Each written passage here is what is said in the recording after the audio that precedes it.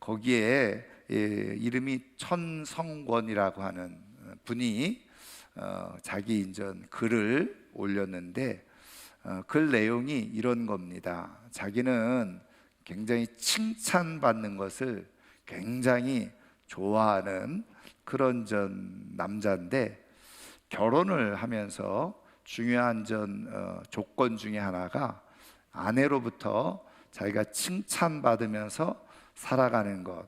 그래서 결혼을 하면서 그 결혼할 여자에게 자기는 다른 것 바라지 않는다. 자기를 매일 칭찬해 달라. 그렇게 이야기를 했다는 겁니다. 그랬더니 이제 그 아내 되는 분이 어쨌든 결혼을 하고 그 약속한 대로 자기를 늘 이렇게 칭찬을 해 주었다는 거죠. 그런데 어느 날 이제 아내가 묻더라는 거예요. 아니, 뭐 해야 될 일을 하는 것, 때로는 뭐 집안 청소를 하기도 하고, 또 설거지를 하기도 하고, 쓰레기도 버리기도 하고, 뭐 이런 일들을 어떻게 보면 아니 뭐 남편으로 할 수 있는 일이고 또 해줘야 되는 일이기도 한데, 뭐 그런 거를 가지고, 당연한 일을 가지고 그렇게 꼭 칭찬을 받아야 되냐, 이렇게 묻더라는 거예요. 그래서 이제 이 천성원 씨라는 분이 자기는 칭찬을 들으면 당연히 기분이 좋고 더 잘하고 싶은 그런 마음이 막 생겨나니까 칭찬을 해줬으면 좋겠다. 당연한 것처럼 보여져도 칭찬을 해줬으면 좋겠다. 그렇게 이야기를 했다는 거예요. 그러니까 이제 뭐 아내도 역시 계속해서 그렇게 이제 자기가 원하는 대로 아주 칭찬을 잘 해주더라는 거죠. 그런데 그렇게 계속 칭찬을 들으면서 지내던 어느 날, 그 뭔가 자기 마음속에 아쉬운 마음이 자꾸 들고, 아내가 하는 칭찬이 흡족하지 않은 그런 생각이 자꾸 들기 시작하더라는 거죠. 그래서 왜 자기 마음속에 이렇게 아쉬운 마음이 들고, 왜 흡족하지 못하고 그렇게 칭찬을 들어도 별로 이렇게 행복한 마음이 들지 않고, 왜 이렇게 뭔가 전에처럼 더 잘하고 싶은 마음이 왜 생기지 않을까, 이렇게 이제 고민이 되더라는 거죠.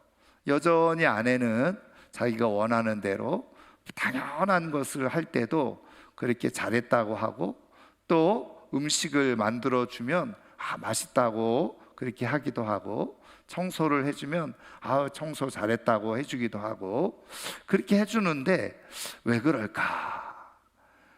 그러면서 깊이 생각해 보니까 하나 깨달아지는 게 있더라는 거죠. 그래서 그 아내를 붙들어 놓고 이야기를 하게 되어졌다는 거예요. 내가 이렇게 당신의 칭찬 소리를 듣고 이렇게 쭉 지내다가 보니까 언제부턴가 그 칭찬이 흡족하지 않고, 그리고 별로 기운이 나지도 않고, 뭔가 아쉬운, 조금 부족한 생각이 들었다.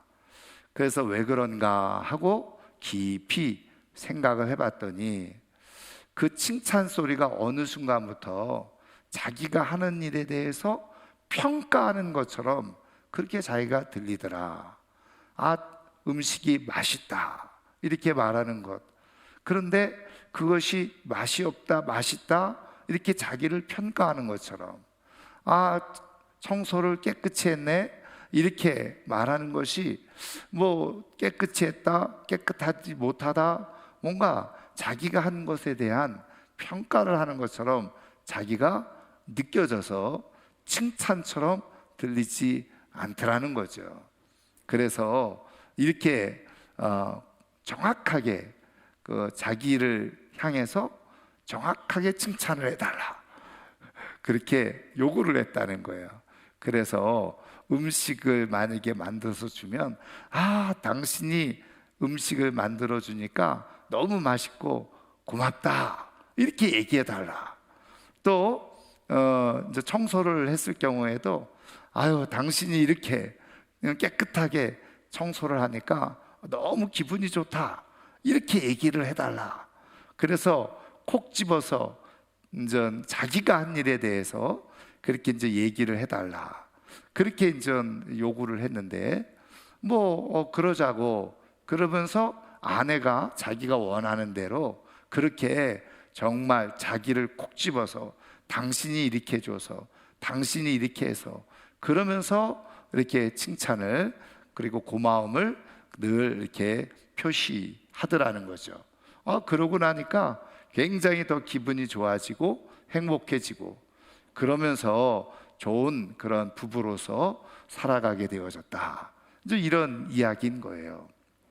제가 이 글을 읽으면서 야, 정말 대단한 부부다. 남자도 그런 거를 요구하는 남자도 대단하고, 또 그렇게 남자가 요구한다고 해서 어떻게 보면 당연한 것처럼 보여진 일들을 정말 아낌없이 칭찬을 해주는 그 또 아내도 대단하다, 이런 생각이 문득 들었어요. 그거는 부부로 살아보신 분들만 알 수 있는 얘기예요. 그런데 여러분, 사실은 이렇게 살아가는 것이 너무나도 지극히 정상적이고 당연한 것 아니에요? 그런데 이것이 뭔가 특별한 그런 모습처럼 비춰진다고 하는 것은, 생각되어진다고 하는 것은 바로 우리들의 모습에 그런 비정상적인 모습이 있다는 것이겠죠. 여러분, 모든 사람들은요, 저도 마찬가지고 예외 없이 칭찬을 싫어하는 사람은 한 사람도 없을 거예요. 그래서 우리가 굳이 심리학의 이야기를 하지 않아도 우리 모든 사람들은 욕구가 있는데 인정받고자 하는 욕구가 있다는 것 아니겠어요? 근데 그 인정받는다는 게 무엇입니까? 바로 누군가로부터 내가 한 일에 대해서, 내가 한 언행에 대해서 칭찬을 해준다고 하는 것은 나를 인정해 주는 거죠. 그리고 나를 박수 쳐주는 그런 일이 되어지는 거잖아요. 여러분, 칭찬 받으면 기분이 좋고 행복해지고, 내가 정말 잘 살고 있구나, 이런 생각이 드는 것 아니겠어요? 여러분, 그래서 어느 누구도 예외 없이 칭찬을 싫어하는 사람은 한 사람도 없어요. 그리고 사실은 어떤 면에서는 또 우리가 그런 칭찬, 사람들에게 인정받고 살고자 하는 그런 마음들이 우리에게 있다는 거예요. 저는 우리 사랑하는 모든 성도님들이 가정 안에서든지 또 교회 안에서든지 이렇게 하나님 앞에 정말 칭찬받고 박수 받으면서 살아갈 수 있는 귀한 인생이 되기를 주님의 이름으로 축원합니다. 그런데 여러분, 우리가 이렇게 다 칭찬받기를 원하고 또 인정받기를 원하지만 그게 사람 마음대로 잘 안 되잖아요. 여러분, 근데 우리가 사람들로부터 칭찬받고 인정받는 것도 사실은 중요한 일이기도 하지만, 사실은 더 중요한 것은 뭐냐면 우리 하나님 아버지로부터 내가 칭찬을 듣고 인정을 받는 것, 그게 훨씬 더 소중하고 중요하다는 거예요. 왜 그럴까요? 여러분, 사람들부터 칭찬을 받고 인정받는 것, 이 땅에 살아가면서 그것이 내게 도움이 될 수 있고 내 삶의 활력이 될 수도 있고, 그것이 어떤 의미로 내 삶에 좋은 의미가 될 수가 있어요. 그런데 여러분, 사람들에게 칭찬받는 거는요, 이 세상에서 유한하다는 거예요. 이 세상에서만 그런 유익이 조금 있어요. 그렇지 못한 것보다 더 낫지만 그러나 제한되어 있다는 거예요.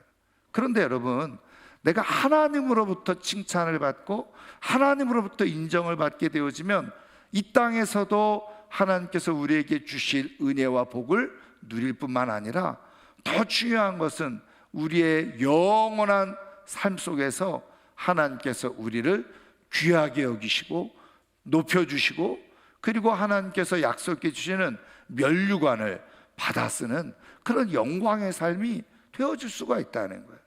그러니까 하나님으로부터 인정받고 칭찬받는 것은 영원까지 이르러서 우리에게 복된 일이 된다는 거죠. 그런 의미에서 저는 오늘 이 예배에 참여한 우리 사랑하는 모든 성도님들이 사람들에게 칭찬받고 인정받는 것을 넘어서서 우리 하나님으로부터 칭찬과 인정과 박수를 받을 수 있는 하나님의 사람들이 꼭 되기를 주님의 이름으로 축원합니다. 자, 그러면 하나님은 어떤 사람들을 박수 쳐주고 어떤 사람들을 높여주고 어떤 사람들을 칭찬하면서 인정해 주시냐는 거죠. 그거를 뒤집어서 말하면 우리가 어떻게 하나님의 칭찬과 인정을 받으며 살아갈 수 있느냐 하는 거죠. 오늘 우리가 주신 이 말씀 속에서 우리가 하나님의 그런 인정, 칭찬, 그리고 하나님의 박수를 받는 인생이 어떤 모습인지 우리가 살펴보면 좋겠는데요. 오늘 우리가 읽은 이 말씀은 창세기 49장 말씀은 우리가 읽어본 분들은 다 아시겠지만 야곱이 이제 마지막 임종을 앞두고 자기 12아들을 불러놓고 유언을 하고 있는 내용이에요. 근데 이 유언이 뭐하고 연결되어져 있느냐? 바로 축복과 연결이 되어져 있다는 거죠. 그래서 오늘 우리가 읽지는 않았지만 여러분 28절 말씀 보세요. 49장 28절 보면 이렇게 되어져 있죠. 이들은 이스라엘의 12지파라 이와 같이 그들의 아버지가 그들에게 말하고 그들에게 축복하였으니 곧 그들 각 사람의 분량대로 축복하였더라. 그러니까 유언이자 축복이에요. 그런데 오늘 우리가 읽은 말씀은 그 12아들 중에서 바로 넷째 아들인 유다에 대한 유언이자 축복의 말씀이거든요. 근데 여러분 이 축복의 말씀이 얼마나 정말 귀한지요? 여러분 8절 말씀해 보세요. 유다야 너는 내 형제의 찬송이 될지라. 찬송이 된다는 거예요. 그래서 이거를 우리말 성경에 보면은 칭송을 받을 것이다. 형제들에게 너는 칭송을 받는, 한마디로 말하면 칭찬받고 존귀 여김을 받는, 높임을 받는 그런 사람이 될 것이다. 그리고 어떻게 해요? 내 아버지의 아들들이 내 앞에 절하리로다. 내 아버지의 아들들 누구예요? 형제들이죠. 그리고 그 후손들이죠. 그래서 형제들과 후손들이 너 앞에서 다 절하게 될 것이다. 그리고 여러분 10절 말씀해 보세요. 주가 유다를 떠나지 아니하며, 주가 뭐예요? 왕이 가지고 있는 지휘봉, 그걸 주라 그러잖아요. 홀이라고 하기도 하고. 근데 그 주가 유다를 떠나지 아니한다. 다시 말하면 왕권이 유다 후손들에게 이어진다는 거예요. 여러분 통치자의 지팡이가 그 발 사이에서 떠나지 아니한다. 그래서 여러분 우리가 너무나도 잘 알고 있는 것처럼 유다의 후손들 중에 누가 나오는 거예요? 다윗이 나오는 거죠. 그래서 다윗의 왕조가 그렇게 세워지는 것을 우리가 보게 되어져요. 그런데 언제까지? 실로가 오시기까지 이르리니 그에게 모든 백성이 복종하리로다. 실로가 오시기까지. 여기 실로는 의미가 뭐냐면, 이 실로라고 하는 단어의 뜻이 바로 안위하는 사람, 중보자, 그리고 안정을 주는 사람, 안식을 주는 사람, 그런 뜻이에요. 그래서 여기서 실로는 바로 메시아 예수 그리스도를 말하고 있는 것이다. 다 모든 성경학자들이 그렇게 해석을 하고 있죠. 그러니까 바로 이 유다의 후손 중에 다윗 왕조가 나오고 또 그 후손 중에 어떻게 해요? 안위하는 자, 위로하는 자, 중보자, 바로 하나님의 아들이신 예수 그리스도까지 나오게 되어지는 엄청난 사실은 축복을 유언으로 해주고 있는 거예요. 여러분 우리 인생에 만약에 이런 축복이 되어진다고 한다면, 받을 수 있다고 한다면 얼마나 귀한 일입니까? 내가 가족들로부터, 형제들로부터 칭찬받고 존귀 여김을 받고 높임을 받고 말이죠. 칭송을 받고, 그리고서 어떻게 해요? 많은 사람들 앞에서 정말 뭔가 큰 힘을 가지고 그렇게 살아갈 수 있다고 한다면 그게 얼마나 큰 복이겠어요. 여러분, 그러면 중요한 것은 유다는 왜 이런 엄청난 그런 축복 그리고 유언을 그렇게 받았냐는 거죠. 여러분, 이것을 우리가 생각할 때 어떻게 보면, 좁게 보면은 아버지 야곱이 자기의 12아들에게 하는 유언과 축복인 것처럼 보여지지만, 여러분, 우리가 지금 내용을 살펴보면 알 수 있듯이 거기서 어떻게 해요? 왕이 태어날 것이고 왕조가 세워질 것이고, 심지어는 정말 하나님의 아들로 인해서 나타나는 큰 구원의 역사가 일어날 것이라고 하는 것을 야곱이 어떻게 알겠어요? 그런 의미에서 이것은 단순히 야곱의 개인적인 생각이 아니라 바로 하나님께서 야곱을 통해서 주시는 하나님의 약속이자 계획이자 축복이 그대로 담겨져 있다는 것을 우리는 알게 되어지죠. 여러분, 하나님께서 이것을 통해서 우리에게 먼저 말씀해 주시려고 하는 건 뭘까요? 하나님은 오늘도 믿음의 사람들을 통해서 하나님이 하실 일들을 선포하시고 말씀하시고 또 가르쳐 주신다는 거예요. 그런 의미에서 우리가 먼저 믿은 사람으로서 사랑하는 자녀들을 향해서 무엇인가 말하고자 할 때요, 그 말이 축복이 되어지고 그리고 영광이 되어질 수 있다는 사실을 기억하시기를 주님의 이름으로 축원합니다. 그래서 이번 명절에 사람들을 만나면요, 아낌없이 여러분 축복의 말을 꼭 해주시기를 주의 이름으로 축원합니다. 자, 그런데 앞서 말씀드린 것처럼 여러분, 유다가 왜 이렇게 엄청난 어마어마한 대대로 영원에 이르기까지 이렇게 엄청난 축복을 받을 수가 있었냐는 거예요. 여러분, 그러면 유다는 정말 우리가 생각하는 흠이 없고 완전한 사람이어서 그랬을까요? 그렇지 않죠. 여러분, 우리가 성경을 보면 유다도 흠이 있고 약점이 있고 문제가 있었던 사람이었다는 것을 우리는 성경을 통해서 알 수 있잖아요. 뭐 일단은요, 여러분, 요셉이, 자기 동생 요셉이 그렇게 아버지로부터 사랑을 받고 꿈꾼 얘기를 했을 때 성경은 콕 집어서 유다라고는 얘기하지 않지만 그 위에 모든 형들이 어떻게 해요? 그 요셉을 시기했다고 그랬어요. 그러니까 거기에는 유다도 포함되어 있는 거예요. 그래서 유다도 역시 다른 형제들과 다름없이 똑같이 어떻게 해요? 요셉에 대해서 불편한 마음을 갖고 시기하는 마음을 가지고 있었던 사람이 바로 유다였잖아요. 그래서 이 요셉이 형들이 이제는 양을 치고 있는 것을 아버지가 보고 와라 했더니 이제 도단까지 요셉이 왔을 때 어떤 끔찍한 일이 일어납니까? 형제들 사이에서 저 요셉을 없애버리자 그러잖아요. 근데 여러분, 그 요셉을 없애버리려고 구덩이에 던져 넣잖아요. 근데 물론 유다가 말이죠, 이런 얘기를 해요. 우리가 저 동생을 죽여서 무슨 이득이 있겠냐, 그러면서 동생을 보호해 주려고 하는 마음인지는 몰라도 어쨌든 죽이지 못하게 유다가 말을 해요. 그런데 그렇다고 해서 요셉을 완전히 책임져 주고 보호해 준 거는 아니에요. 형제들과 같이 어떻게 했어요? 요셉을 미디안 상인에게 팔아버리잖아요. 여러분, 죽이진 않았지만 정말 그 동생을 사랑하고 아낀다고 한다면 어떻게 해요? 팔아버리면 안 되잖아요. 자기가 정말 목숨을 걸고 그 요셉을 지켜주고 보호해줘야 되잖아요. 근데 유다도 똑같이 무슨 마음이 있어요? 요셉이 없으면 좋겠다, 이런 마음이 있는 거예요.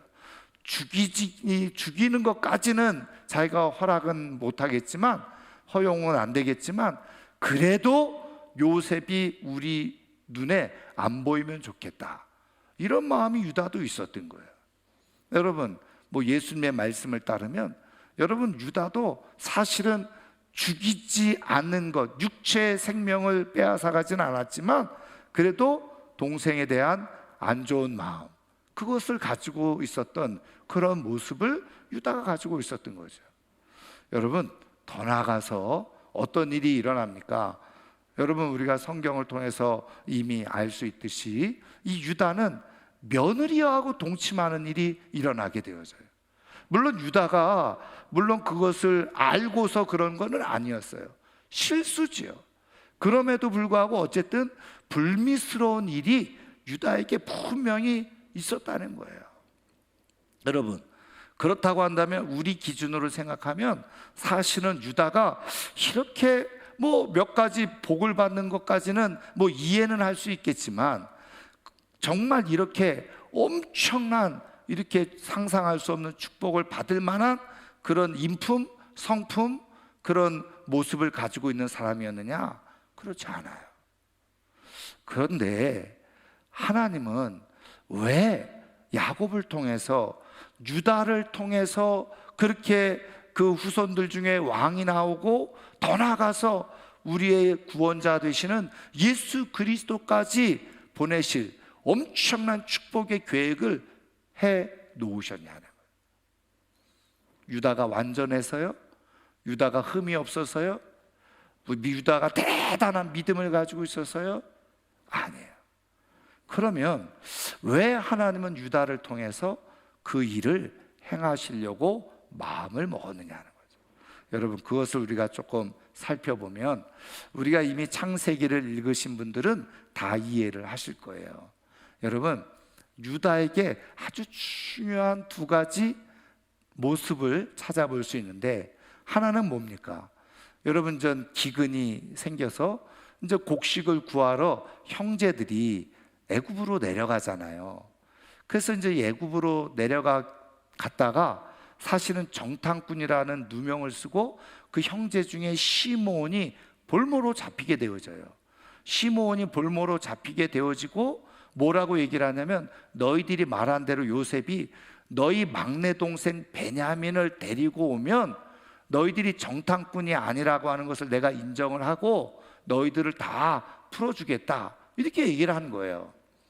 여러분, 그때에 바로 이 유다가 말이죠, 그 집으로 돌아왔어요. 그래서 모든 것을 아버지 야곱에게 상황과 자초지정을 이야기를 하니까 야곱이 펄쩍 뛰는 거예요. 왜요? 아니, 가장 사랑하는 두 아들, 사랑하는 아내 라헬에게 낳았던 두 아들 요셉과 베냐민 둘인데, 그래서 베냐민은 곡식 구하러 보낼 때 보내지도 않았어요. 위험할까 봐. 그런데 요셉은 이미 잃어버렸잖아요. 죽었다고 생각을 했잖아요. 그런데 이제 베냐민마저 데리고 가야 된다고 말하니까 그냥 야곱이 펄쩍 뛰는 거예요. 그런 일은 있을 수 없다고, 더 이상 베냐민까지 내가 이룰 수 없다고. 그래서 오랜 시간이 흘러요. 그래서 곡식이 다 떨어질 때까지 그렇게 지내게 되어지죠. 여러분, 그때에 유다가 이 아버지를 설득을 하는 거예요. 그래서 쭉 설득을 하면서 무슨 약속을 하냐면, 내가 동생 베냐민을 데리고 가는데 내가 베냐민은 정말 철저하게 책임지겠습니다. 내가 베냐민에게 아무리 일이 없도록 내가 아버지하고 약속을 하겠습니다. 제가 책임지겠습니다. 이렇게 아버지의 마음을 누그러뜨려요. 아버지의 마음을 헤아린 거죠. 그러니까 할 수 없이 이 야곱도 이제 베냐민을 데리고 가도록 허락을 합니다. 그래서 이제 베냐민과 다 함께 오게 되어지죠. 그래서 이제 정탐꾼이라고 하는 누명은 벗겨졌어요. 그리고서 이제 다시 곡식을 사가지고 돌아오는데, 여러분 아시는 대로 요셉이 자기 신하를 통해서 자기가 쓰는 은잔을 누구의? 베냐민의 자루에다 몰래 숨기게 하잖아요. 그리고서 이들은 이제 아무 일 없는 줄 알고 오다가 그냥 이 신하들이, 군사들이 쫓아와가지고 너희들이 호의를 베풀었던 그 총리의 왜 은잔을 훔쳐가느냐. 그때 펄쩍 뛰는 거죠. 우리가 그런 일을 어떻게 했습니까? 그러면서 하는 얘기가 뭐였어요?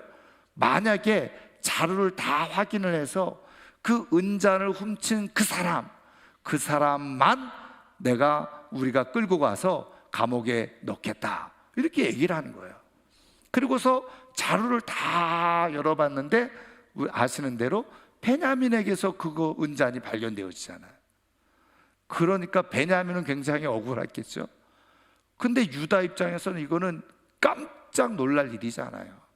베냐민이 했던 안 했던 그거는 차치하고라도 지금 베냐민이 이제 홀로 다시 애굽으로 감옥에 들어갈, 그래서 처형당할 위기에 놓여져 있는 거예요. 근데 아버지하고 약속한 게 있잖아요. 그래서 같이 형제들이 가서 유다가 나서가지고 쭉 지나왔던 이야기를 요셉 앞에서 하게 되어지죠. 그러면서 내가 아버지하고 약속한 것이 있으니 그 베냐민은 풀어주고 내가 대신해서 여기서 처벌을 받겠다, 이제 이렇게 얘기를 한 거예요. 그런 얘기를 듣고 요셉의 마음이 감동이 되어진 거죠. 그래서 우리가 잘 아는 대로 45장에 이제 다시 멋있게 그렇게 이제 그 만나게 되어진 일들이 일어나게 된 것 아니겠어요? 여러분, 말씀대로 유다가 했던 중요한 일이 아버지를 설득한 일, 그리고 또 어떻게 했어요? 그 아버지하고 약속한 그대로 동생 베냐민을 책임지는 일을 그 유다가 감당했다는 거예요.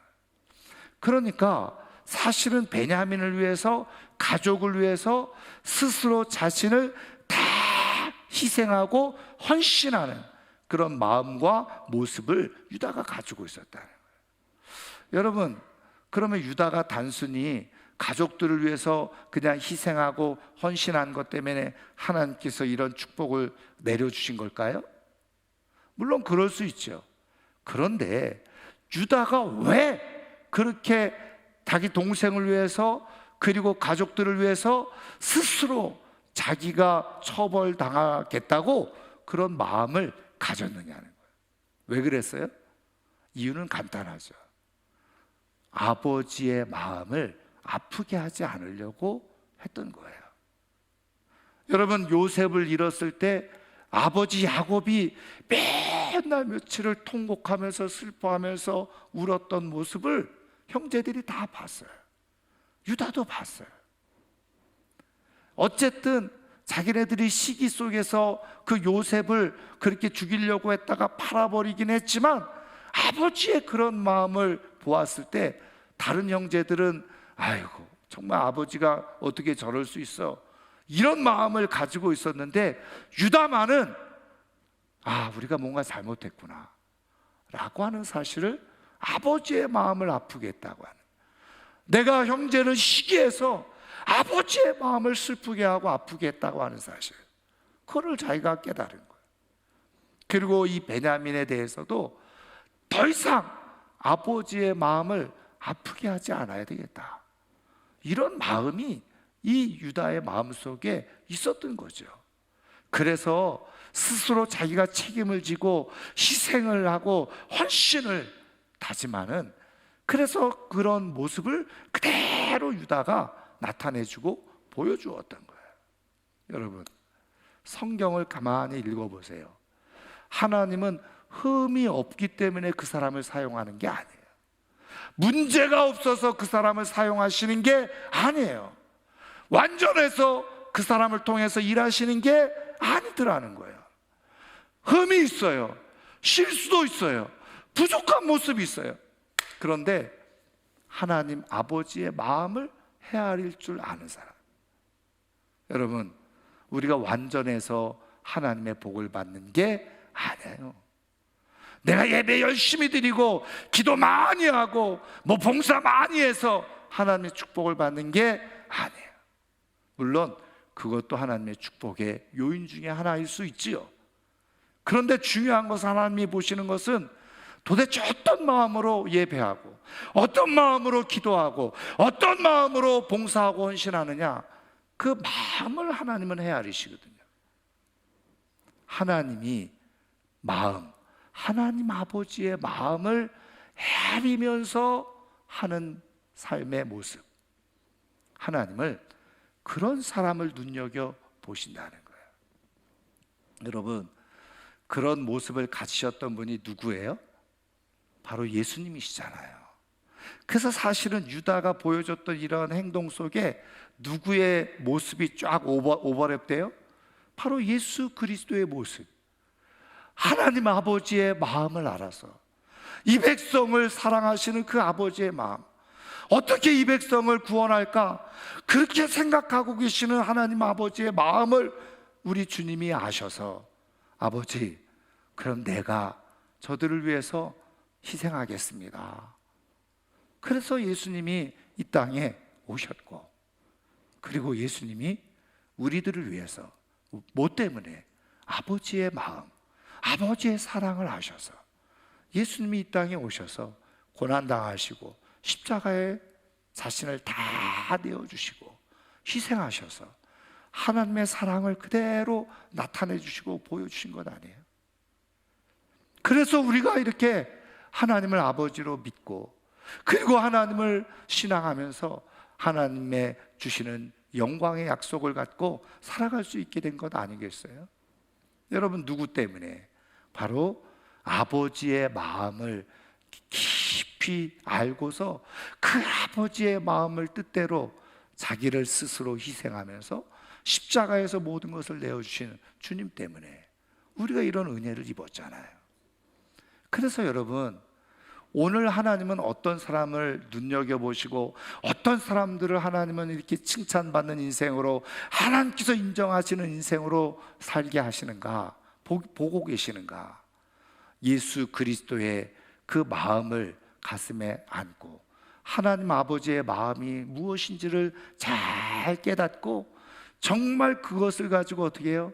사랑하는 가족들을 위해서, 사랑하는 교회 성도들을 위해서, 이웃을 위해서 기꺼이 자신을 희생할 줄 아는 사람, 하나님 아버지의 마음이 무엇인지를 알아서, 하나님 아버지의 뜻이 무엇인지 알아서 아버지의 마음을 아프게 하지 않고 아버지의 마음을 슬프게 하지 않고, 그렇게 내가 어떻게 해야 되는가, 그것을 깨닫고 그대로 행하는 사람, 그렇게 하려고 하는 사람, 그런 사람을 하나님은 기억하신다는 거예요. 완전해서가 아니에요. 우리가 흠이 없어서도 아니고, 우리가 예배를 열심히 드려서가 아니라 하나님 아버지의 마음을 아프게 하지 않고 슬프게 하지 않고 아버지의 마음이 무엇인지를 알고 스스로 자신을 희생하고 헌신하려고 하는 사람, 그 사람에게 하나님의 칭찬과 응원과 박수가 부어지고 영광의 하나님의 상이 주어지는 역사가 일어나게 되어지는 거예요. 저는 이번 명절에 우리 사랑하는 성도님들이 한번 잘 하나님 앞에 기도하면서, 하나님 아버지의 마음이 무엇입니까? 우리 가족들을 향한, 우리 사랑하는 자녀들을 향한, 그리고 우리 형제들을 향한 하나님 아버지의 마음이 무엇입니까? 그렇게 묻고 정말 하나님 아버지의 마음을 가지고, 예수님의 마음을 가지고, 잠시 힘들죠. 수고스러울 거예요. 그러나 그 희생의 자리에 내려감으로 말미암아서 하나님께서 정말 칭찬하시는, 그리고 시간이 지나서 형제들로부터 정말 박수받고, 그래, 우리 집안에 저가 있어서, 우리 형제들 중에 그가 있어서, 그렇게 칭찬받고 돌아와서 하나님의 영광이 내 자녀들, 후손들에게 이어지는 복된 역사가 있기를 주의 이름으로 축원합니다. 여러분, 그 김장한 목사님이 쓰신 글 중에 이런 글이 하나 있어요. 전도대회를 방송을 통해서 하게 되어졌는데, 그 어떤 분이 이제 그것을 통해서 자기 친구가 교회를 다니게 됐다라고 문자를 보내왔더라는 거죠. 그런데 그 내용이, 스토리가 이런 것이었어요. 이제는 그렇게 자기도 그 방송을 같이 이제 들으면서, 이제 이 김장한 목사님이 이제 콜링 하는데, 이제 예수님을 믿기를 원하는 사람 손 들어 보세요. 근데 자기 친구가 손까지는 들었대요. 그런데 그러면 그런 사람들을 일어나세요 그랬대요, 교회에서. 그런데 그거는 조금 마음이 좀 그래서 일어나지 않았다는 거죠. 그리고 이제 다 집회가 끝나고 이제 돌아가려고 차를 타고 이제 그 주차장에서 나오는데, 자기가 이제 이 친구가 실수를 해가지고 옆에 있는 차를 긁어버린 거예요. 근데 보니까는 아주 고급 외제차였다는 거예요. 깜짝 놀라가지고 마음을 덜컹해서 어떻게 해요? 어쨌든 전화를 했다는 겁니다. 그래서 전화를 안 받는 거예요. 그래가지고 할 수 없이 자기도 시간도 없고 해서 문자를 남겼다는 거죠. 이렇게 해서 제가 긁었는데 보상을 해드릴 테니까 연락을 해달라 그랬다는 거예요. 그러면서 이 친구가 어떤 생각이 들었냐면, 아이고 내가 일어서야 될 때 일어서지 않아서 이랬나? 그런 생각이 들더라는 거죠. 그리고서 이제 갔는데 문자가 딱 왔더라는 거예요. 그 차주한테, 그 5급 외제차 차주한테. 근데 첫 번째 질문이 뭐였냐면, 교회 다니세요? 이렇게 물어보더라는 거예요. 그래서 이제 답장을, 아직 교회는 안 다니는데 혹시 교회 다녀볼까 생각 중이다 이렇게 했대요. 그랬더니 그 차주가 뭐라고 얘기를 하냐면, 그러면 이 수리비는 당신이 교회 다니는 것으로 퉁치도록 하겠습니다. 교회 열심히 다니세요. 이렇게 답장을 했다는 거예요. 근데 그것이 너무너무 감동적이었다는 거죠. 그거 여러분 외제차 한번 잘못해 보세요. 최소한 수백만 원 수리비가 나오거든요. 자기가 그런 생각을 가지고 있었는데, 그래서 이 친구가 야, 이거는 하나님의 돌보심이구나, 그리고서 교회를 나가게 되어졌다고 그런 얘기를 문자로 보내왔다라는 거예요. 여러분, 우리가 그리스도인으로서 그런 덕을 우리 형제들에게 조금 보여줄 수 있다고 한다면 얼마나 멋지겠어요. 조금 손해보는 것, 조금 수고하는 것, 그것 가지고 내가 막 형제들 앞에서 왜 나만 이렇게 수고해야 되냐고, 왜 나만 이렇게 희생해야 되냐고 얘기해 보세요. 믿는 거나 안 믿는 거나 다 똑같은 거죠. 여러분, 하나님의 영광이 나타나질 않는 거예요. 저는 이번 명절에 조금 수고스러울 수 있을 거예요. 조금 마음도 불편할 수도 있을 수도 있겠죠.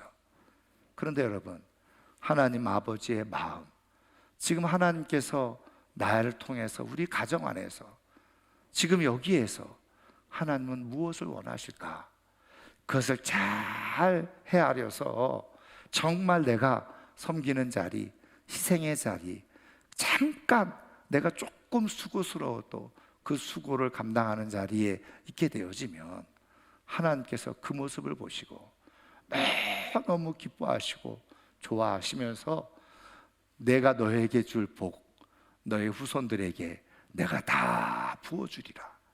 하나님의 축복이 오늘 유다에게, 그냥 유다를 통해서 다윗이, 그리고 예수님까지 이어지는, 여러분 2000년 가까이 그 복이 이어지는 역사가 일어나게 되어지는 거예요.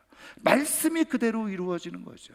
1000대까지 부어주시는 축복이 있게 되어지는 거예요. 사랑하는 성도 여러분, 오늘 주님의 이름으로 수고하는 것을 아깝게 여기지 마세요. 아버지의 마음을 가지고 수고하는 것을 여러분 절대 손해라고 여기지 마세요. 그것이 내 삶에 복이 되고 내 후손들에게 복이 되고, 그것이 영원한 하나님 앞에 칭찬받을 일이 되고 칭송받을 일이 되어지는 것을 기억하실 수 있기를 주님의 이름으로 축원합니다. 이제 말씀을 마치려고 하는데요, 여러분 2년 전인가요? 아주 잘 알려진 드라마가 있었죠. 이상한 변호사 우영우. 제가 또 한번 소개해 드린 적이 있어요. 근데 이 드라마의 모든 많은 내용에 그런 그 모티브가 되어졌던 책이 있어요.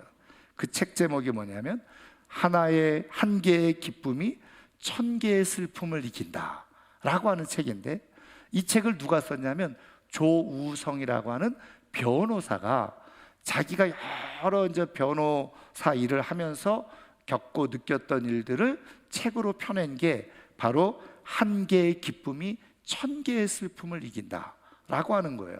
거기에 이제 많은 에피소드들이 있었죠. 그런데 거기에 이제 이 조우성 변호사가 겪었던 한 가지 일을 기록을 해놓았는데 이런 얘기예요.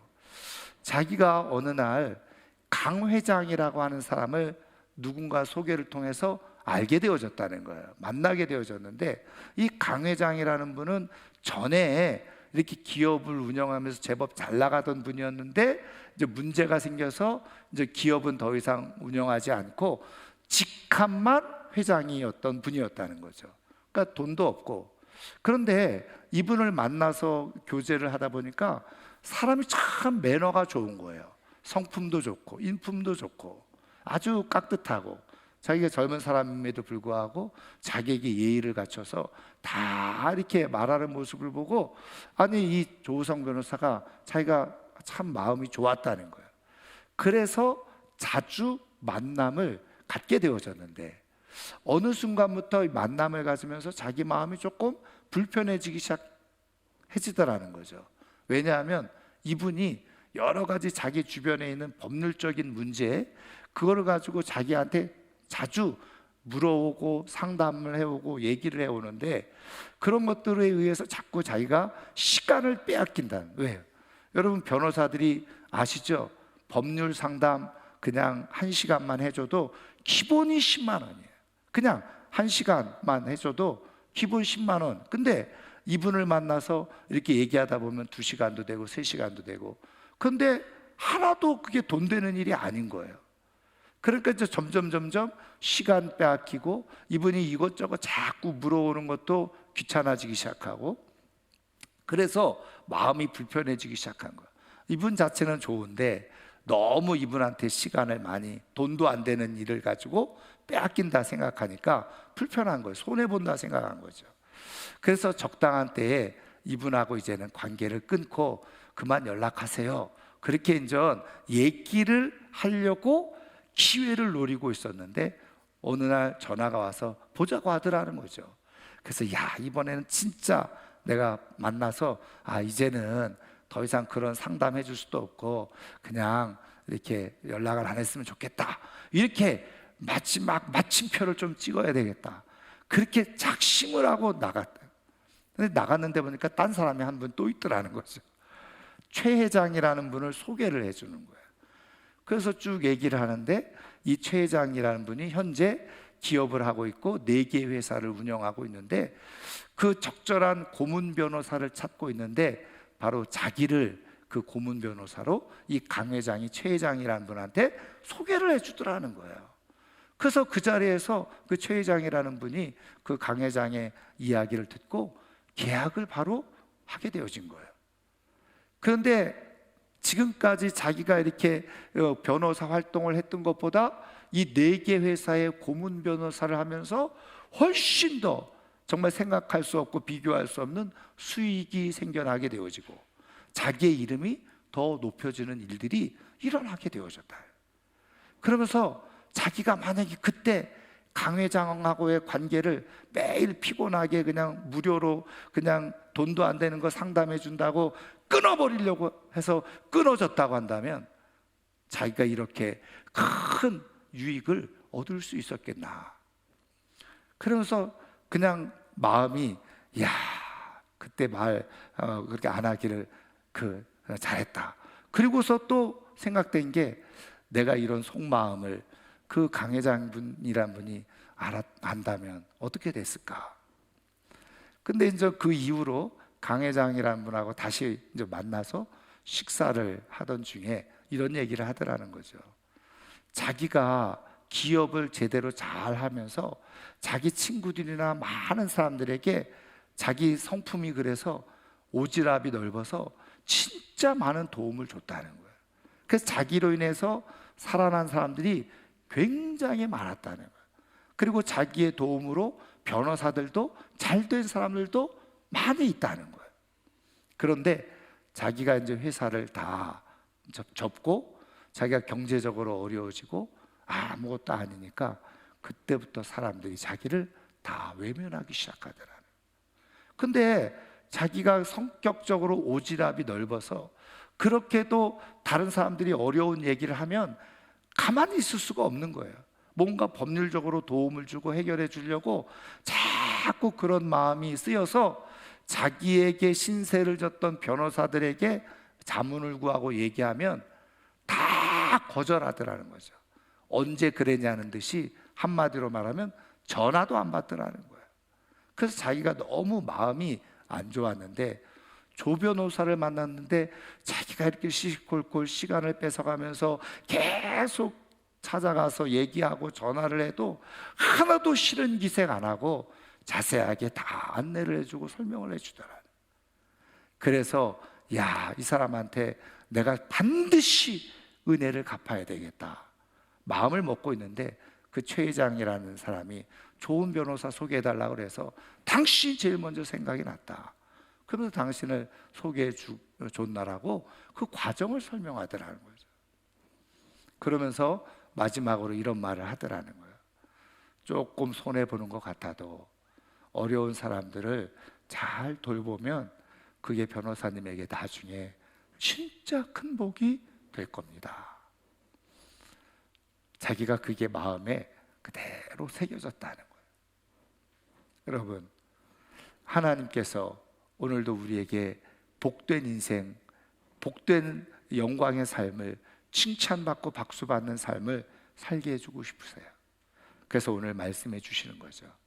다른 것보다도 하나님 아버지의 마음을 잘 알아서 그것을 가지고 내가 조금 다른 사람보다 희생적인 삶을 살아가고, 가족들을 위해서 수고하는 삶을 살아가는, 형제들을 위해서 내가 좀 한 발짝 물러서서 손해를 감수하고 섬기는 삶을 살아가는, 그렇게 아버지의 마음 잘 알아서 그것을 그대로 행할 때 하나님의 칭찬과 축복이 이어지는 거예요.